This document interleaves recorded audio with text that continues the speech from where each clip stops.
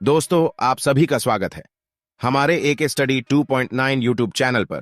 साथियों, चांद से जुड़े भयानक सीक्रेट्स जो स्पेस एजेंसियां हम लोगों से छुपा रही हैं। पहले नासा, रूस, चीन और भारत क्यों चांद को अपनी मुट्ठी में करना चाहती है, पूरी दुनिया जानेंगे। पृथ्वी से लेकर चांद के इस रोमांचक दूरी के बारे में। रूस का लूना 25 भी चांद की तरफ रवाना हो गया है।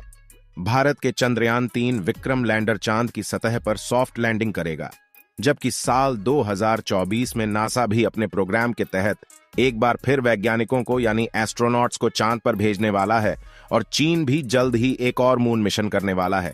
लेकिन दोस्तों, अब सवाल ये आता है कि चारों ओर से चांद पर सबसे पहले जाने की इतनी भगदड़ मची हुई है, और ऐसा क्या है चांद से जुड़े रहस्य जिनसे चांद को देखने का हमारा नजरिया ही बदल जाए।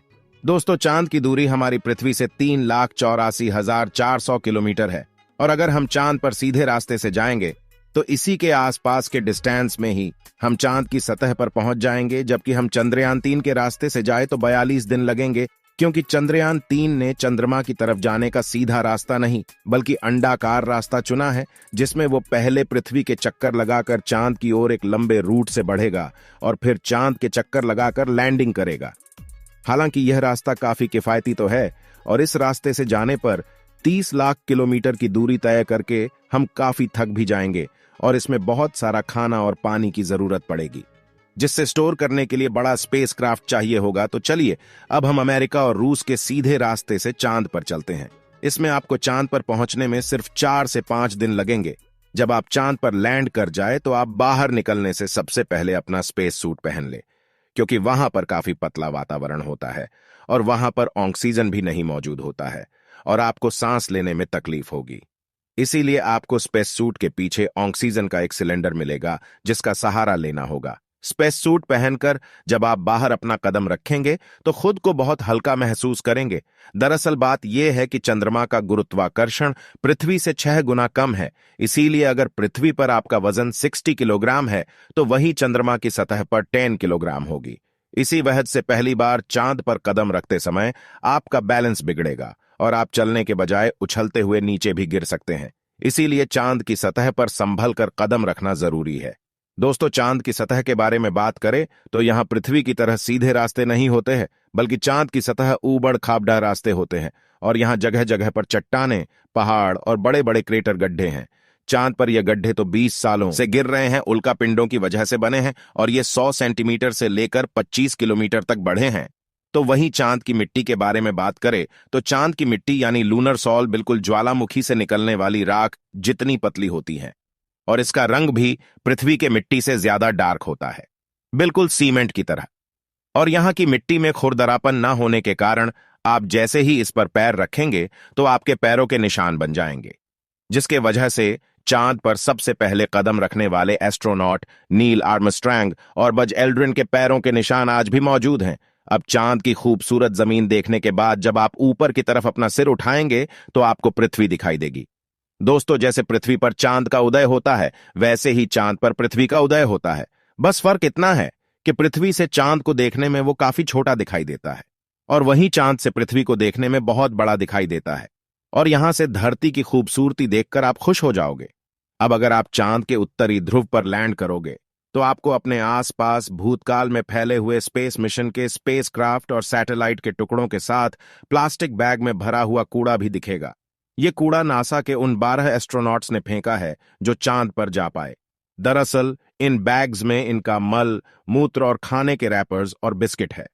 वहीं अगर आप चांद के दक्षिणी ध्रुव पर उस जगह उतरते हैं जहां 4 साल पहले चंद्रयान 2 क्रैश लैंड होकर गिरा था, तो वो आज भी आपको उतनी बुरी कंडीशन में ही मिलेगा, क्योंकि क्रॉसलैंड होने के बाद ना तो वह बारिश और ना ही तूफानी बवंडर से रूबरू हुआ है। इसलिए अगर आप उसे अपने स्पेसक्राफ्ट में फिट करके पृथ्वी पर वापस ले आए तो उसे ठीक करके वापस भेजा जा सकता है। दोस्तों, आप यह तो जानते ही होंगे कि स्पेस के सभी ऑब्जेक्ट्स पर अचानक उनका पिंडों की बारिश हो जाती है।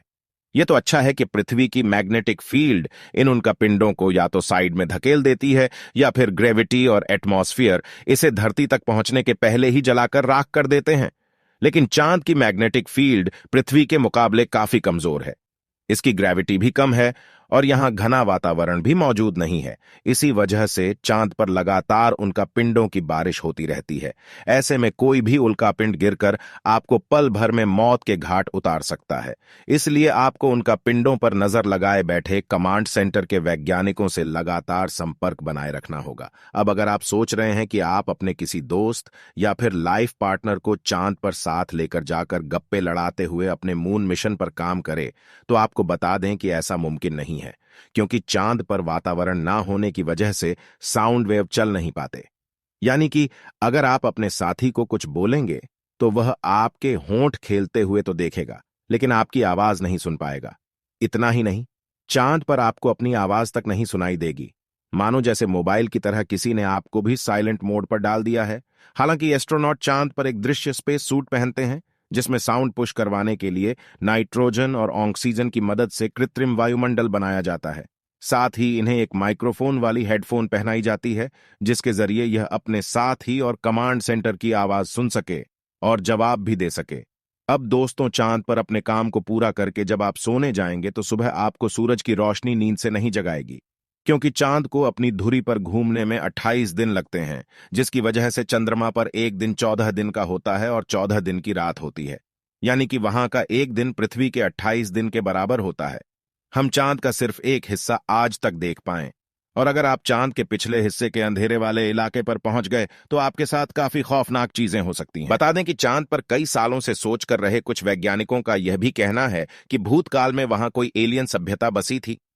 चंद्रयान-1 ने चांद की सतह पर वाटर राइस और हाइड्रोप्लस के रूप में पानी की खोज की है, जो इंसानों के जीवन के लिए काफी जरूरी है।